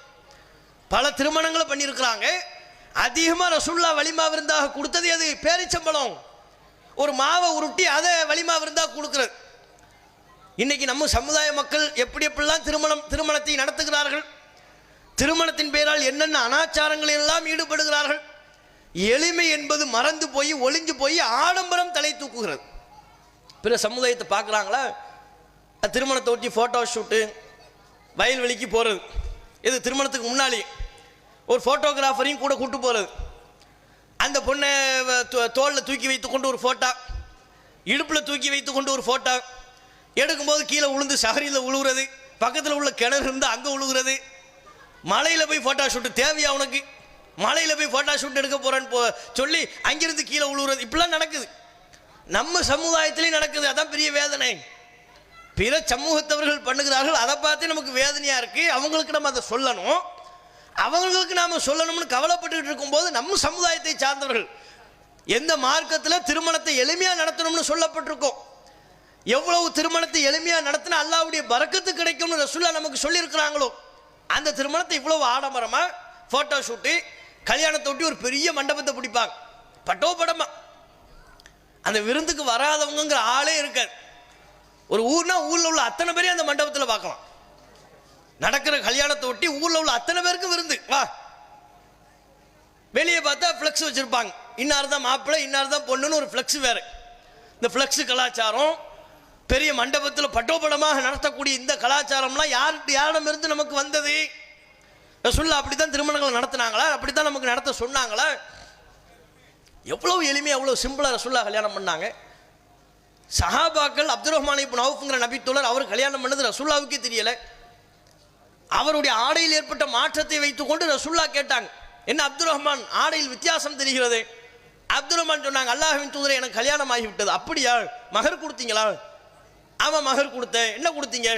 பேரித்தம் கொட்டிய அளவுக்கு தங்கத்தை நான் மகராக கொடுத்தேன். அப்படியா, வலிமா விருந்து கொடுத்தீங்களா? இல்லை அது இன்னும் கொடுக்கல, வலிமா விருந்து கொடுத்துருங்க. ரசூல் ஸல்லல்லாஹு அலைஹி வஸல்லம் அவர்கள் சொன்ன செய்தி. அப்போ ரசூலுல்லாஹ்வுடைய எப்போதும் சபையில் இருக்கக்கூடிய, ரசூலுல்லாஹ்வை தங்களுடைய உயிரை விட மேலாக நேசித்த அப்துல் ரஹ்மான் இப்னு அவுஃப் போன்ற எண்ணற்ற நபித்தோழர்கள் அவங்க கல்யாணம் பண்ணது ரசூலுல்லாஹ்வுக்கு தெரியல. இன்னைக்கு அப்படி ஒரு கல்யாணத்தை நடத்திட முடியுமா? உங்கள் பக்கத்து வீட்டுக்காரருக்கு தெரியாமல், உங்கள் மச்சாங்காரனுக்கு தெரியாமல், சொந்த பந்தங்களுக்கு தெரியாமல் ஒரு கல்யாணத்தை நடத்திட்டோம் வைங்க, விடிஞ்சா காலையில் சொந்த பந்தங்கள் எல்லாம் அருவாளோட வீட்டுக்கு முன்னால் வந்து நிற்பாங்க. நீ எப்படி இந்த கல்யாணத்தை பண்ண போச்சு? எனக்கு சொன்னியா? எனக்கு பத்திரிக்கை வச்சியா? பத்திரிக்கையில் என் பேரை போட்டியா? அதே நான் அந்த மச்சான் பேரை பெருசாக போட்டிருக்கிறேன், என் பேரை சிறுசாக போட்டிருக்கிறேன், அவர் பேரை போட்டிருக்கிறேன், என் பேரை கீழே போட்டிருக்கிறேன். எவ்வளோ பஞ்சாயத்து வருங்கிறீங்க? திருமணத்தை ஒட்டி இந்த சமுதாயத்தில் ஏற்படக்கூடிய பஞ்சாயத்து அது மாதிரி உலகத்தில் வேறு எந்த பஞ்சாயத்தும் கிடையாது. திருமணத்தை ஒட்டி இந்த சமுதாய மக்கள் பணத்தை விரயமாக்குவது, பொருளாதாரத்தை கஷ்டப்பட்டு வெளிநாட்டில் இருந்து நம்ம பகுதிகளை பொறுத்தவரையும் அதிகமான மக்கள் சம்பாத்தியம் பண்ணுறது எங்கே? வெளிநாட்டில். சொகுசு வேலையிலையா இருக்கிறோம், பெரிய பெரிய உயர் பொறுப்புகள் இருக்கிறோமா? ஏசி ரூமில் உட்காந்துக்கிட்டு வேர்வை சிந்தாமல் சம்பாதிக்கிறாங்களா? அப்படி நினைக்கிறீர்களா நீங்கள்? எவ்வளோ கஷ்டப்படுறான்னு போய் பாருங்கள். கஷ்டப்பட்டு வேர்வை சிந்தி இந்த வறண்ட பாலைவன வெயிலில் தகித்து போய் உடலை வருத்தி கொண்டு குடும்பத்தை பிரிஞ்சிருந்து பல்வேறு வகையில் கஷ்டப்பட்டு குழந்தை பிறந்திருக்கும். அந்த செய்தியாகத்தான் தெரியும். பிறந்த குழந்தையை பார்க்கையில் பல நேரங்களில் இறப்பு செய்திக்காக ஓடிக்கொண்டு வரணும். பல பேருக்கு அந்த வாய்ப்பு கூட இல்லாமல் போயிடும். சொந்த தாய், சொந்த தகப்பன், சொந்த அண்ணன், சொந்த தம்பி, நெருங்கிய நண்பன் பலருடைய இறப்பில் கூட கலந்து கொள்ள முடியாத அளவிற்கு ஒரு மிகப்பெரிய பிரிவு. அவ்வளோ பிரிவையும் தாங்கிக்கிட்டு அங்கே நிற்கிறாங்கன்னா எதுக்காக வேண்டி? பொருளாதாரத்தை திரட்டுறதுக்கு தானே. ஹலாலான முறையில் பொருளாதாரத்தை திரட்டுவோம், அதுக்கு தானுங்க அவ்வளோ கஷ்டப்படுறான். அவ்வளோ கஷ்டப்பட்டு உங்கள் தாயை, உங்கள் தந்தையை, உங்கள் குடும்பத்தை, உங்கள் பிள்ளைகளை, மனைவி மக்களை, சொந்த பந்தங்களை, உங்கள் ஊரை, உங்கள் நண்பர்களை பிரிந்து அங்கே நின்று கஷ்டப்பட்டு சம்பாதிக்கக்கூடிய அந்த பொருளாதாரத்தை இப்படி திருமணத்தின் பேரால் வாரி இறக்கணுமா? திருமணம்னு வந்துருச்சுன்னா அதை ஒட்டி அவ்வளோ பெரிய சாப்பாடு. மாப்பிள்ளை வலிமா விருந்து கொடுப்பார். வலிமா விருந்து எத்தனை பேருக்கு? 3000 பேர் போடு லிஸ்ட்டு. நாச்சிக்குளத்தில் உள்ள ஒருவர் விடுபடாமல் அனைவரையும் அந்த லிஸ்ட்டில் சேர்க்குறது. கேட்டால் அவர் இவருக்கு மச்சான், அவருக்கு மச்சான், இவருக்கு அண்ணன், ஒன்று விட்ட தம்பி, 2 விட்ட மாமா, எல்லாரையும் லிஸ்ட்டில் சேர்க்குறது. அவ்வளோ தேவை? இவ்வளோ ஆடம்பரம் தேவையா? இவ்வளோ பொருளாதாரத்தை விரயம் பண்ணணுமா? அப்போ இந்த திருமணத்தில் சிக்கனம் என்பது கடைபிடிக்கப்பட வேண்டும் என்று தமிழ்நாடு தௌஹீத் ஜமாத் தொடர்ச்சியாக முஸ்லிம்களும் பிரச்சாரம் செய்து கொண்டிருக்கிறோம். தமிழகம் முழுக்க இந்த பிரச்சாரத்தை நாங்கள் செய்யும். ஆரம்ப காலகட்டத்திலிருந்து இந்த பிரச்சாரத்தை முன்னெடுத்து கொண்டிருக்கிறோம். காரணம் என்ன? வேறு எந்த அமைப்புகளும் தமிழகத்தில் திருமணத்தின் பெயரால் என்னென்ன அனாச்சாரங்கள் நடக்குதோ அதை கண்டுகொள்ளாதவர்களாக இருக்கிறாங்க. வரதட்சணை ஒரு காலத்தில் தலைவிரித்து ஆடியது. அந்த வரதட்சணையை கண்டுகொள்வதற்கு பல பேர் தயாராக இல்லை. பெண் வீட்டு விருந்து என்கிற பெயரில் பல கொடுமை நடைபெற்றது. அந்த கொடுமையை தட்டி கேட்பதற்கு இங்கே யாரும் தயாராக இல்லை. தௌஹீத் என்கிற பெயரில் செயல்படக்கூடியவர்களே வரதட்சணையை கண்டும் காணாமல் இருக்கக்கூடிய நிலை ஏற்பட்டது. பெண் வீட்டு விருந்து சரிதான் என்று சொல்லக்கூடிய நிலை. அவர்கள் வீட்டு திருமணங்களிலேயே பெண் வீட்டு விருந்து கொடுப்பதும், அவர்கள் வீட்டு திருமணங்களையே பட்டோபடமாக ஆடம்பரத்தோடு நடத்தி சமுதாய மக்களுக்கு கெட்ட முன்மாதிரியை உண்டாக்கினார்கள். அப்ப தமிழ்நாடு தௌஹீத் ஜமாத் இப்படி திருமணம் இவ்வளவு நம்ம சமுதாயம் மார்க்கத்துக்கு விரோதமா, நபிகள் நாயகம் ஸல்லல்லாஹு அலைஹி வஸல்லம் அவர்கள் சொன்ன எளிமைக்கு மாற்றமா இவ்வளவு ஆடம்பரமா இவ்வளவு அனாச்சாரத்தோடு திருமணத்தை நடத்துறாங்களே, இதை கண்டிக்க மாட்டாங்களா? இது தப்புன்னு சொல்ல மாட்டாங்களா? இந்த திருமணத்தை நடத்த மாட்டோம் என்று சொல்ல மாட்டார்களா? சொல்லவில்லை. அப்ப நாங்க சொன்னோம், வரதட்சணை வாங்குறீங்களா, திருமணத்தை நாங்கள் நடத்த மாட்டோம். பெண் வீட்டு விருந்து கொடுக்கப்படுகிறதா, அந்த திருமணத்தை நாங்கள் நடத்த மாட்டோம். ஆடம்பரமாக திருமணங்கள் நடைபெறுகிறதா, அதையும் நாங்கள் நடத்த மாட்டோம். இது அல்லாம பத்திரிகை அடிக்கிறது. அந்த பத்திரிகையில் என்ன ஏகபோகமா பல்வேறு வார்த்தைகள், நல்ல நேரம் கெட்ட நேரம் பார்க்கிறது. நம்ம சமுதாயத்தில் ஆரம்ப காலத்திலிருந்தே பத்திரிகை அப்படிதான் அடிக்கிறாங்க. நிகழும் ஹிஜ்ரி சங்கையான இந்த ஆண்டில் ஆரம்பிப்பாங்க. ஹிஜ்ரி என்னன்னு அவனுக்கே தெரியாது, பத்திரிகையில் போட்டது அவன் பார்த்தா தான் சொல்ல முடியும். அதை போட்டுக்கிட்டு அதுக்கப்புறம் என்ன நேரத்தை சொல்லுவாங்க, கல்யாணம் எந்த நேரத்தில் நடக்குதுங்கிறது. 10:30 12 மணிக்குள் முபாரக்கான வேலை, காலை 10:30 நண்பகல் 12 மணிக்குள் முபாரக்கான வேலையில் அல்லாஹ்வுடைய பரக்கத்து நிறைந்த நேரமா அப்படின்னு உனக்கு யாரு சொன்னா? 10:30 12 உனக்கு யாருப்பா சொன்னது நேரத்தை? அந்த நேரத்துக்குள்ளதே அவர் கல்யாணம் பண்ணுவாராம். 12 மணியிலிருந்து ஒரு நிமிஷம் தாண்டிட்டா கூட கல்யாணம் பண்ண மாட்டாராம். அப்ப எப்படி ஒரு மூட நம்பிக்கை, பிற சமுதாய மக்கள் பார்க்கக்கூடிய நல்ல நேரம் கெட்ட நேரம்ங்கிற சடங்கெல்லாம் இவங்களிடத்தில் நுழைந்து விட்டது பாருங்க. அப்படி ஒன்று பத்திரிகையில் எழுதுவாங்க. அதோடு சேர்ந்து பத்திரிகையில் மாப்பிள்ளைக்கு அடமொழி, பொண்ணுக்கு வேற ஒரு அடைமொழி. என்னவா? தீன்குல செல்வன். யார் இவர்? இன்னாரின் பேரனும் இன்னாரின் புதல்வனும் ஆகிய தீன்குல செல்வன். அவன் ஊர்ல பள்ளிவாசல் எங்க இருக்குன்னு கேட்டா தெரியாது அவனுக்கு. அவனுக்கு பட்ட என்னது? தீனுக்காக வேண்டி பெரிய பாடுபட்ட மாதிரி தீன்குல செல்வன். அதே மாதிரி அந்த பக்கம் அவங்களுக்கு பட்ட என்ன? இன்னாரின் பேத்தியும் இன்னாரின் புதல்வியும் ஆகிய தீன்குல செல்வி. தீன்குல செல்விட்ட போய் குர்ஆனை கொடுத்து ஓதுன்னு சொன்னா ஓத தெரியாது. ரசூலுல்லாஹ்வுடைய பெயர்களை சொல்லுங்கன்னு சொன்னா தெரியாது. இறை தூதர்களின் பெயர்களை பட்டியலிடுங்கன்னா தெரியாது. இறை தூதர்களுக்கு வழங்கப்பட்ட வேதங்களை பத்தி எதுவுமே தெரியாது. ஆனா அவங்களுக்கு பட்டம் என்ன? இந்த தீனுக்காக வேண்டி ரத்தம் சிந்தின மாதிரி தீன்குல செல்வி. இந்த குடும்பம் பத்தாதுன்னு அவருக்கு ஆரம்ப காலகட்டத்தில் பார்த்தீங்கன்னு வைங்க, பத்திரிகையில் இந்த மாப்பிள்ளைக்கு நிறைய இங்கிலீஷில் எழுதுவாங்க. ஆரம்பத்தில் நமக்கு ஒன்றுமே தெரியாமல் இருந்துச்சு. வெளிநாட்டில் வேலை பார்த்தாருன்னா கத்தர் கேம்ப் அப்படின்னு போட்டிருப்பாங்க. கத்தரில் கேம்பில் இருக்கிறாரு, துபை கேம்ப். அது போக வேற எந்த நாட்டில் வெளிநாட்டிலேயே வளைகுடா நாடுகள்லேயே எங்கே இருக்கிறாரோ தம்மாம் கேம்ப் அப்படின்னு போட்டிருப்பாரு. இவங்க ஊரில் உள்ளவங்களாம் எப்போ தம்மாமில் பெரிய கேம்பில் பெரிய ஆஃபீஸில் ஒய்யாரமாக உட்காந்துக்கிட்டு இருக்கிறார் போல இருக்கு மாப்பிள்ளை. இந்த மாப்பிள்ளையை நம்ம பிடிச்சிட வேண்டியதுதான், நம்ம பொண்ணை கொடுத்தோம்னா இந்த மாப்பிள்ளைக்கு தான் கொடுக்கணும் அப்படின்னு போகிறது. அங்கே போய் பார்த்தா தான் தெரியும் கேம்புக்கு அர்த்தம் என்னன்னு. அங்கே போய் தான் பார்க்கணும். கத்தர் கேம்ப்பு, தம்மாம் கேம்ப்பு, குவைத்து கேம்ப்னா என்ன? கேம்பில் 500 பேர் வேலை பார்ப்பாங்க. 500 பேர் சாதாரண வேலை, சாமானிய வேலை பார்ப்பாங்க. அது கேம்பில் ஒரு கட்டில் 3 பேர், கீழே நடுவில் மேலே, ஃபேன் காத்தே வராது. 3 பேரில் ஒரு ஆளை இவரும் படுத்து கிடக்கணும். இந்த கேம்பில் வேலை பார்க்கறது தான் என்ன? கத்தர் கேம்ப்பு, குவைத்து கேம்ப். என்னமோ MBA படித்த மாதிரி, வக்கீல் படித்த மாதிரி அதை போட்டுக்கிட்டு தெரிஞ்சாங்க. அதுக்கப்புறம் பார்த்தா அதை விட கொடுமை, அந்த காலத்தில் சுலைமானி ஆப்ரேட்டர் அப்படின்னு மாப்பிள்ளைக்கு பட்டம். மாப்பிள்ளை பேரோடு சேர்த்து சுலைமானி ஆப்ரேட்டர். பெரிய என்ன சுலைமானி ஆப்ரேட்டருங்கிறாங்களே, அப்படி ஒரு வேலை வெளிநாட்டில் இருக்கா? என்ன வேலைன்னு விசாரிச்சோம்னா டீ போட்டு கொடுக்குறதா. சுலைமானி டீ போட்டு கொடுக்குறது. சுலைமானி டீ போட்டு கொடுக்குற வேலையை அரபிக்காரன் வந்து உட்காருவான். ஃப்ளாஸ்க் இருக்கும் ஆல்ரெடி. அந்த ஃப்ளாஸ்கில் தேயிலையை போட்டோம்னா அதுவே சுலைமானியாக மாறிடும். ஃப்ளாஸ்க்கு பட்டன் அமுக்கணும்னா டீ வரும். பிடிச்சி கொடுத்துட வேண்டியது தான். இதுக்கு அவருக்கு பேர் வச்ச பட்டம் என்ன? Soleimani operator. இன்னும் பெரிய மிஷின் இருக்குது, அந்த மிஷினை இவர் ஆப்ரேட் பண்ணுறாரு. அதனால் அவருக்கு இப்படி எல்லாம் ஏமாற்றி கொண்டிருந்தார்கள். அப்போ இவ்வளவு நடந்து பத்திரிகையில் நல்ல நேரம் கெட்ட நேரம் போடுறது, இப்படியான பல்வேறு விதமான பட்டங்களை சூட்டுவது, இது எதுவுமே கூடாதுன்னு சொன்னோம். வரதட்சணை கூடாது. மாப்பிள்ளை திடீர்னு மேலையில் வந்து உட்காந்துருப்பாங்க. இந்த மாதிரி ஒரு மேடை போட்டிருக்கும். மாப்பிள்ளை வர்றதை பார்த்தீங்கன்னு வைங்க, அவருக்கு முன்னால் விசிறி உரத்துக்கு ஒரு ஆள், யார்? அந்த சுலைமானி ஆப்ரேட்டர். அவருக்கு முன்னால் விசிறி உரத்துக்கு ஒரு ஆள், அவர் கையில் ஒரு பூங்கொத்து. இதெல்லாம் தமிழ்நாட்டில் நடந்துச்சா இல்லையா? திருமணத்தின் பேரா இந்த கூத்துக்கள், இந்த அனாச்சாரங்கள் நடந்துச்சா? இப்போவும் நடந்துக்கிட்டு இருக்குது பல இடங்கள்ல. கோட்டு சூட்டு, அடிக்கிற வெயில் இப்போ பத்தாதுன்னு சொல்லி கோட்டு சூட்டு போட்டுக்கிட்டு வருவார் மாப்பிள்ளை. அது பெரிய பெரிய வட மாநிலங்களில் போடக்கூடிய ட்ரெஸ் இருக்கும்ல, அந்த ட்ரெஸ்ஸையெல்லாம் போட்டுக்கிட்டு, ட்ரெஸ்ஸுக்கு மேலே ட்ரெஸ்ஸு, பல ட்ரெஸ்ஸை போட்டுக்கிட்டு, மாலை வேற என்ன குர்பானியாக கொடுக்க போகிறாங்க? மாலையை போட்டு, மாலை போடுறதுக்கு அது கூட சம்பந்தம் கிடையாது குர்பானிக்கும். இவர் மாலையை போட்டுக்கிட்டு வருவார், முகமே தெரியாது, கழுத்தில் தான் மாலை போட்டிருக்கிறான்னு பார்த்தா முகம் தெரியாத அளவுக்கு மாலையை தொங்க விட்டுருவாங்க மாப்பிள்ளை மூஞ்சில். மாப்பிள்ளை நண்பர் பக்கத்தில் உட்கார்ந்துருப்பார், அவருக்கே முகம் தெரியாது. அதை விலைக்கு விட்டா தான் மாப்பிள்ளையை பார்க்கணும். பாய், அதை விலைக்கு விட்டு பார்க்கணும். பாய், அஸ்ஸலாமு அலைக்கும், நல்லா இருக்கீங்களா, உங்கள் நண்பர் நான் தான் வந்து உட்கார்ந்துருக்கிறேன்னு அவருக்கு சொல்லணும். இந்த அளவுக்கு மாலை போடுறது என்ன, ட்ரெஸ்ஸு என்ன, இன்னும் பிற அனாச்சாரங்கள் என்ன, இவ்வளவு அனாச்சாரங்களோடு திருமணம் நடந்துச்சு. இதை தமிழகத்தில் உள்ள பலரும் கண்டுகொள்ளாதவர்களாக இருந்த பொழுது நாம் இதை கண்டித்தோம். இஸ்லாத்தில் இதுக்கெல்லாம் இடமில்லைன்னு சொன்னோம். இஸ்லாமிய திருமணம் என்றால் அதில் வரதட்சணை இருக்கக்கூடாது, பெண் வீட்டு விருந்து இருக்கக்கூடாது, அனாச்சாரங்கள் இருக்கக்கூடாது, ஆடம்பரம் இருக்கக்கூடாது. நபிகள் நாயகம் சொன்ன எளிமை பேணப்பட வேண்டும். அப்படி இருந்தால் அந்த திருமணத்தை நாங்கள் நடத்தி வைப்போம். இதுதான் ஜமாத்தினுடைய பிரச்சாரங்கள்ல ஒன்று.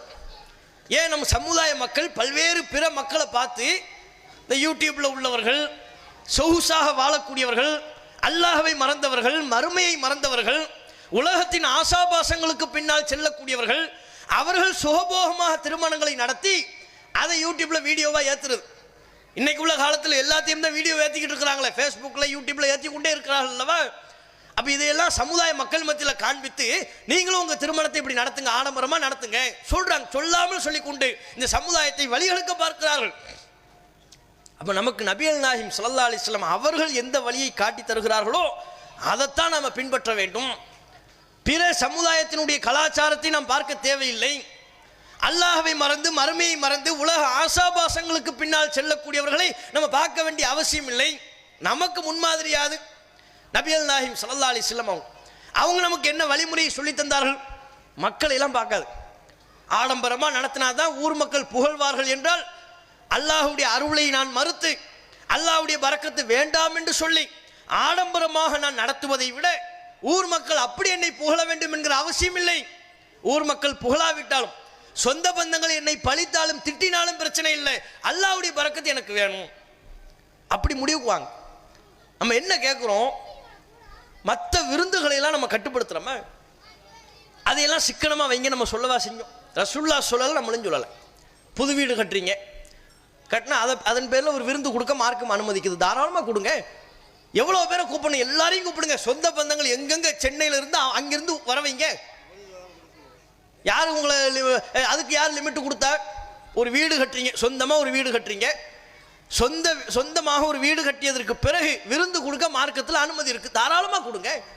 உங்க சொந்த பந்தங்கள் எத்தனை பேர் இருக்காங்களோ எல்லாருமே கூப்பிடுங்க. அதை இத்தனை சிக்கனமாக தான் நடத்தணும்னு ரசூலுல்லாஹ் நமக்கு சொல்லல. அதனால் நாமும் அதை சொல்லவில்லை. இந்த ஜமாத்தும் நீங்க வீடு கட்டினா விருந்து கொடுக்கும்போது எத்தனை பேர் விருந்து கொடுக்குறீங்க அப்படி நமக்கு கொஸ்டின் பண்ணவே மாட்டோம். காரணம் என்ன? நபிகள் நாயகம் ஸல்லல்லாஹு அலைஹி வஸல்லம் அவங்க அதை நமக்கு சொல்லித்தரவில்லை. குழந்தை பிறந்தா அக்கீகா விருந்து கொடுக்கறதுன்னு மார்க்கத்தில் இருக்கு, விரும்புனா கொடுக்கலாம், கட்டாயம் கிடையாது. வீடு கட்டி விருந்து கொடுக்கறதும் அதுதான், சிரமத்தில் கொடுக்கணும், கடன் வாங்கி கொடுக்கணுங்கிற அவசியம்லாம் இல்லை. விருப்பம் இருந்தா, பொருளாதார சக்தி இருந்தா கொடுக்கலாம். அதே மாதிரி தான் அக்கீகா, ஒரு குழந்தை பிறந்துருச்சா 7ஆம் நாள் விருந்து கொடுப்பதற்கு மார்க்கத்தில் அனுமதி இருக்கு. பொருளாதார வசதி இருந்தால் அவர் விருந்து கொடுக்கலாம். அக்கீகா விருந்து தாராளமாக கொடுங்க. எத்தனை பேர் கொடுக்க போறீங்க? 500 பேருக்கா? கொடுங்க, தாராளமாக கொடு. சொந்த பந்தங்களெல்லாம் அழைச்சி கொடுங்க. அதுக்கு நம்ம லிமிட் சொல்லலையே. ஏன்? நபிகள் நாயகம் அதை குறைச்சி பண்ணுங்கன்னு ரசூலுல்லாஹ் நமக்கு சொல்லித்தரல. ரசூலுல்லாஹ் அதை லிமிட் பண்ணலை, நாமும் அதை லிமிட் செய்யவில்லை. அல்லாஹ்வின் தூதர் அதை கொஸ்டின் பண்ணலை, நாமும் அதை கொஸ்டின் பண்ணவில்லை. எந்த காரணமும் இல்லாமல் பொதுவாக விருந்து கொடுங்க. கல்யாணம் அதுவுமே எந்த காரணமும் வேண்டாம். திடீர்னு ஒரு நாள் உங்களுக்கு தோணி சொந்த பந்தங்களெல்லாம் கூப்பிட்டு விருந்து கொடுங்க, யார் வேண்டாம்னு சொன்னா? இல்லை சொந்த பந்தத்தை பேணணும்னு சொல்றீங்களா? பேணுங்க, அப்படி பேணுங்க. காரணமே இல்லாமல் வீடும் நீங்கள் கட்டலை, அக்கீகாவும் இல்லை, பிரச்சனை இல்லை, திருமணமும் இல்லை, எந்த காரணமும் உங்களுக்கு இல்லை. காரணமே இல்லாமல் கூட சொந்த பந்தங்களுக்கு நீங்கள் அழைச்சி விருந்து கொடுக்கலாமே. அது யாரும் தப்புன்னு சொன்னாங்களே?